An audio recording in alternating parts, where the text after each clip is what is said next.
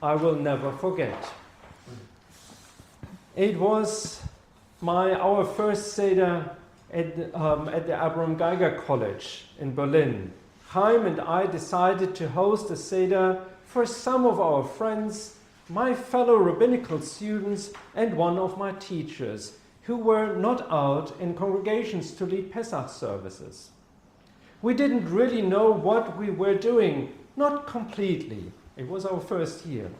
We had a few Haggadot, some kosher wine, not nearly enough serving spoons, and a dining table that barely held all the dishes. Both the porcelain kind and the emotional sort. We were a mixed crowd, and not just in the usual Jewish way. Some of us were just starting our studies, still wide-eyed and nervous. Some had come from Germany, others from the former Soviet Union. A few had grown up in Jewish homes, others were still learning what Pesach really meant. One had lost a parent, another still flinched at loud noises, trauma from a past they really spoke about. Most of us hadn't lived through direct catastrophe, but all of us carried stories.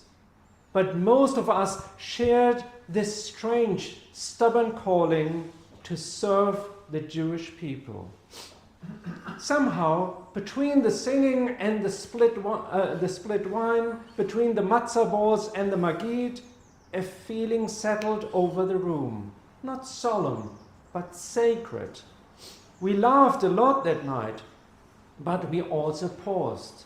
And I remember one of the students quietly reflecting, holding up the middle matzah before breaking it, saying, "This is all of us, isn't it?" The middle matzah, we break it near the beginning of the Seder and hide the larger piece for the Afikoman. That broken bit becomes something of a treasure, searched for and redeemed. And it's the last taste we've meant to have at the end of the meal. It lingers on the tongue long after the songs are done. Tradition tells us that the broken matzah symbolizes affliction. We even call it lechem oni, the bread of poverty, or suffering. But I wonder if it is more than that. I wonder if it isn't also a map. You see, we don't eat the whole thing in one go. We take the smaller piece now, and the larger one is hidden, as if to say, you can't understand the whole story yet. Some of it must be saved for later. Some things are only tasted once you've made the journey. Isn't that how trauma works? Not just personal trauma, but collective trauma. Our Jewish trauma, the stories we inherit, the losses we carry, the ones we know about and the ones passed down in silence.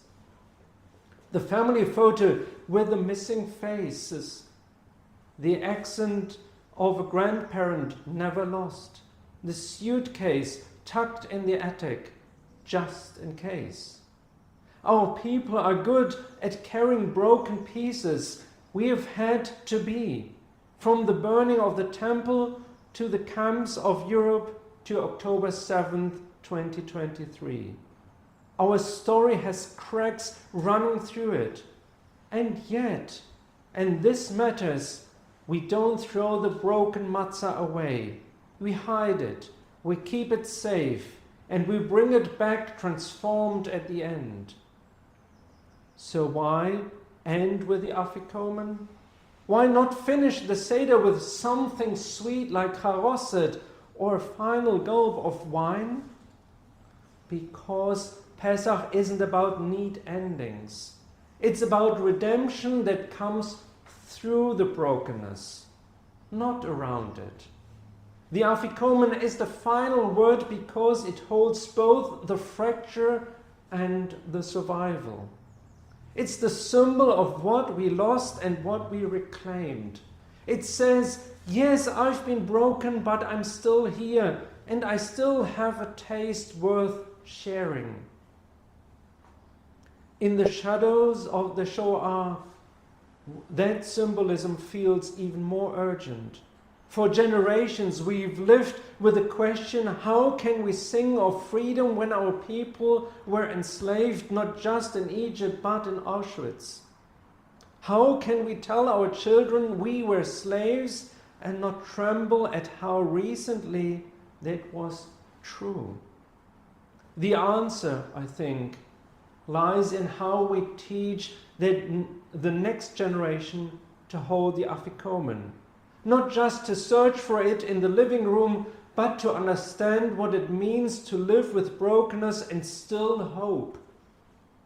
To sing Dayenu, not just because everything is perfect, but because something survived.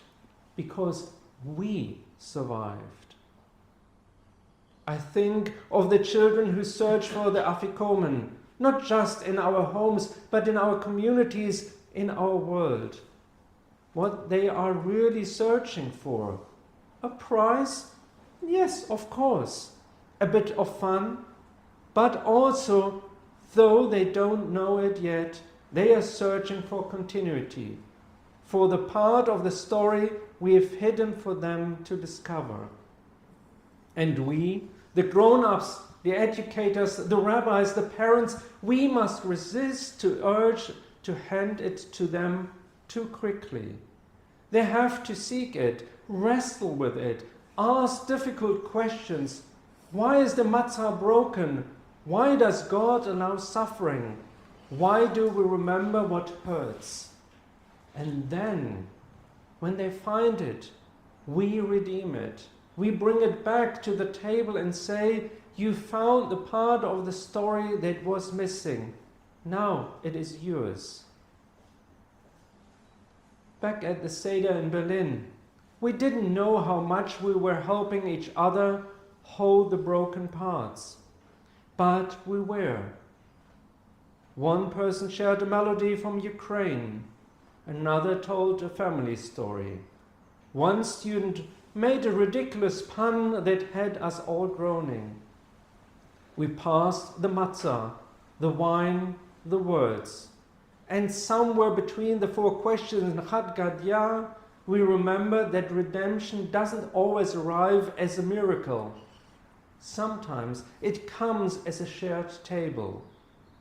And so, this Pesach, I invite you to taste the Afikoman differently. Don't rush it. Savor it. Let it be a reminder that even when life breaks us, and it will sometimes, we are not discarded. We are hidden, cherished, and redeemed. We are the Afikoman generation, born of fracture, destined for wholeness, carriers of trauma and builders of hope. May this festival bring us closer to the day when all the hidden pieces come home, when every story finds its ending and every exile finds its return. Chag Pesach Sameach, may your Seder be full of love, full of laughter, and full of the courage to keep searching. Chag Pesach Sameach.